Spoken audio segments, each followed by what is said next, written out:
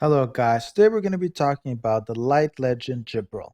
Again, she's a new legend waiting her EE, so some of the things might change, and maybe there are a few comps ideas I haven't thought of, and a few ways she could be used who I'm personally not seeing. But let's get started. So first of all, she's the new light legend assister with an inline pass. Her best position is center front, and she has also positions on the side. Knowing how her kit work, I would highly advise putting her center. She also has a position center back who can be quite interesting. I would say you can also put her on the sides for some different ideas, but I'll go back into that later. Now, let's start looking at her kit. She has an ace increase allies life by 12% and recovery effect by 12%. As much as we like recovery effects, a 12% increase is basically, for example, let's take a goalkeeper who heals 15%. That would bring them to 16.5, who just okay, a little bit more than that, but just isn't really that high, and it isn't worth the ace, knowing that some can give 35% more life and attack power and stuff like that to your team. I'm thinking, for example, Metatron's ace, so most of the time, people are not going to be going for that ace. Now, Passwipe, recover target action bar 100%, decrease the active skill cooldown 95, and increase penetration. Now, what's unique about her is this line right here. Decrease the active skill cooldown by 95%. Now, a lot of people are using this for one-hit KO strikers. The only problem is if you're doing this in automatic, they're going to be doing it with a weak pass effect who's actually going to be counterproductive. That's why you can only really do that in manual with one-hit KO. And if they're utility with a timer, so basically not Vonchi, this can be actually quite interesting. I'm thinking of those Latios teams, who is one of the builds in which she works the best. I'll be talking about that a little bit later on. I do want to also point out it's only a 6-minute cooldown, who's much lower than usual inline passes, but it still is going to be felt because you can't just spam it either. One of the uses that I've seen a lot of people use is in COD. They're going to be trying to use this with skills that are, for example, Virgil's active or anything like that. Skills that are expensive that you usually wouldn't be able to spam and to be able to spam them more. So this is another use that this skill can be used. Now, backward light. When an ally within the position passes the ball, the allies located in the vertical line of Jibril recover 20% of their lost life and 30% spirit. The spirit's a nice little touch, but what's really important is the life here. This basically means that if we're looking at the plan, if she's put in center, and this only works if she's put in center, she can heal all the way down to the goalkeeper, knowing somewhere just a 4-man. That means she heals herself, 2 other player, 3 player, 4 and 5 player. That's basically half your team that's going to be healed 20% every time there's a pass going on in the line. And it has to specifically be a pass for this to activate and not be that someone's out of action bar and they have to pass it to the other one who does. Now, the one cool thing is it's going to be able to heal them. And for example, if someone penetrates towards the front line and passes to the front line, because they're not going to penetrate, of course, it will activate even if they're not off that line. And if she penetrates a line and then passes, it will also do the vertical line because she's the one holding the buff. Now, Aura of Retribution, who I do find highly underpowered. Hopefully, this will be the skill that will be buffed because I have a feeling that backward light won't be buffed because it would just be OP. Increase the damage that allies within the position inflict by 10%. It increased the critical rate by 35. It's basically crit increase and the same thing as damage increase. Now, the problem with this is 10% is extremely weak, and the critical rate 15% is also just not that great in a buff.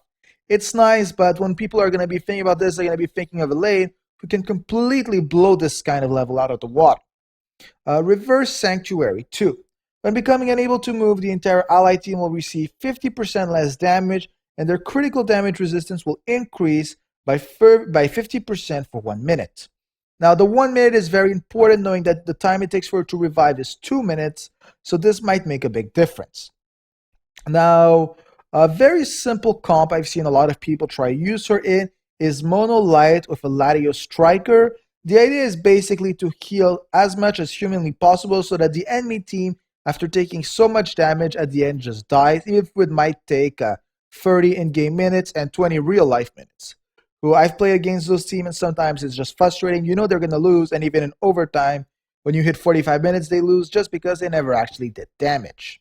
So it's kind of a double-edged blade. She does work great with Latios for the active, and whenever that patch is going to hit, it is going to be quite cool. Now, you do want to be very careful because in her kit, at no place does she have a pass increase skill. Even her active doesn't increase the pass.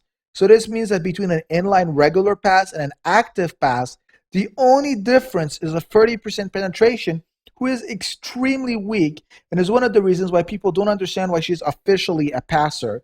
And if this was some form of active you could use on someone, it might have more value. Now, a second problem with her is that her kit just doesn't define her to one specific position. As I said, she doesn't have a high pass effect, so you would say, well, it's fine. She's giving back active skill cooldown. She has a DR skill. Well, we're going to be using her as a totem.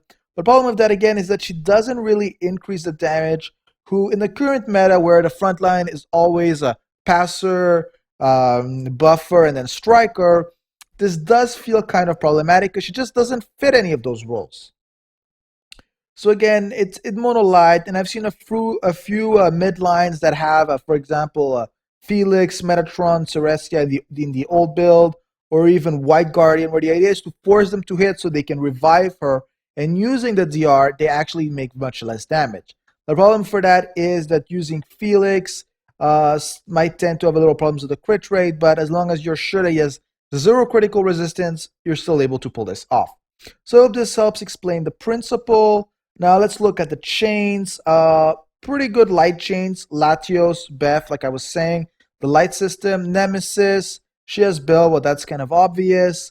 In the rival, she has a Savnok, who I've actually seen a few monolight people use as ace, and it worked pretty decently compared to what his kit is. So, I mean, he does have potential. She also has a friendship with Michael and White Guardian, who are also some very nice options. Especially if you can combine her and White Guardian front line, you can just make something that's extremely hard to kill and keep shooting until the enemy goalkeeper dies. Stone-wise, I've seen basically 2 builds. It's either pure speed with suicidal penchant, or they're going for speed and reflex. So the idea is always going to be a light pass effect, an EMB, because I mean she has the slot and it's not like it's going to make a big difference if you give her more pass at this point, and a Wormwind reflex or speed stone depending on the build, and the center slot is going to be a light reflex stone because again she can't really build critical resistance anyway, and or you could put another speed stone or even a light pass stone because it has a speed sub.